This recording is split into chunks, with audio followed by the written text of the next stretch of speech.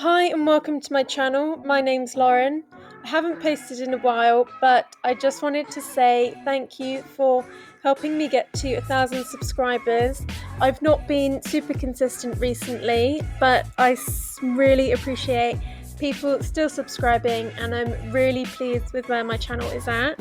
I think my next goal is 2,500, so potentially I can see if we can get there before this time next year. So if you enjoy this video, make sure to subscribe. Somehow we're already in September, and this year I decided to join Oxfam's Say Yes to Secondhand September. I found this spotty dress in a charity shop. It was actually in the window, and that's what drew me to go in, as I haven't been in a charity shop for quite some time with everything that's going on. This is a large-sized dress, but I love the print and the shape of the dress with the shirt neckline, and I thought it was perfect for autumn. Resizing is definitely a great way to open up your options when going charity shopping. So let's get to it. So I started off by just removing the sleeves. Since I had a lot of excess fabric to work with, I did just cut them off. However, if it had been a slightly tighter fit, then I would have seam ripped them and kept the seam allowance.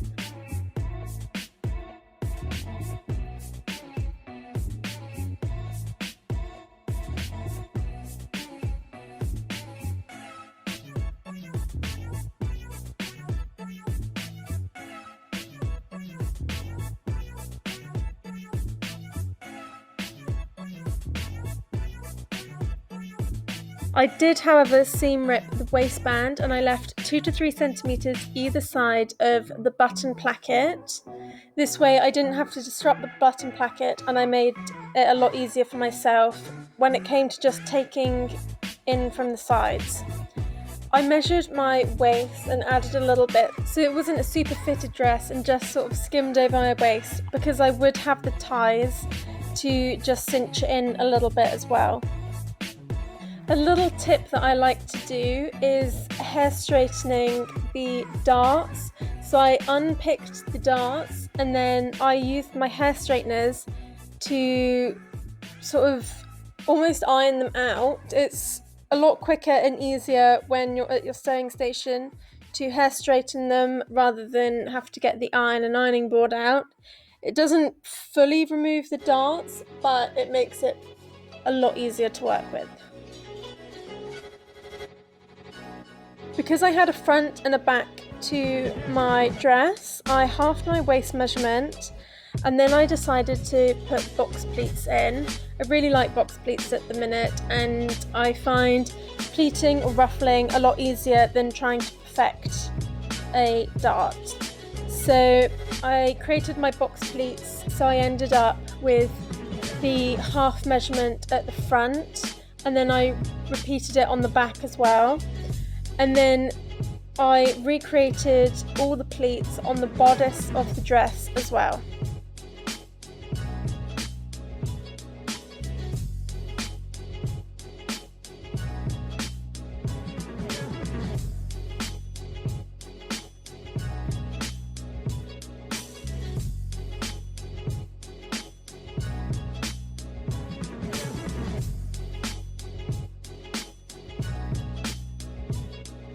I then sewed the bodice and the skirt section together, trying to make sure that my pleats were matched up with each other, and then at the side seams I also just added back in the original ties as well.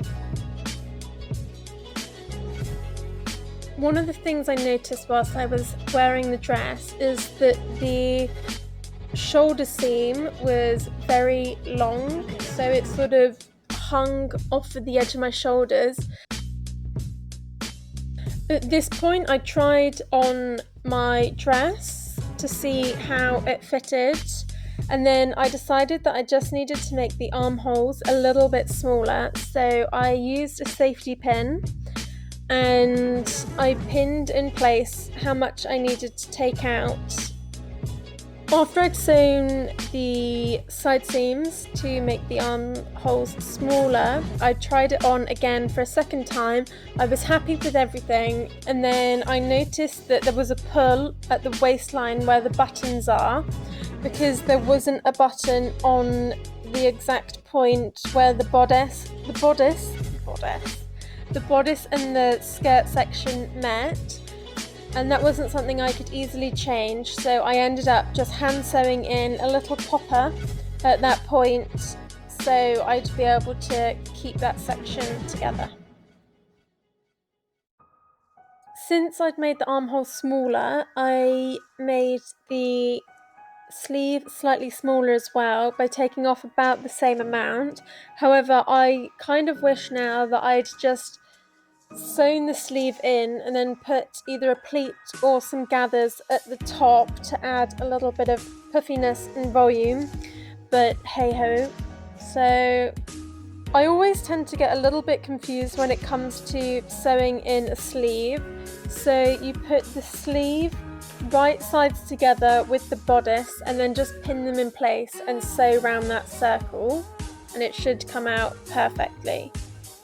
At this point I was pretty much done, but because the sewing on the dress wasn't brilliant, as it was from a fast fashion brand, I actually rolled the hem up and just sewed it along again, just so I knew it was definitely secure and I didn't have any weird bulky bits in the bottom of my hem.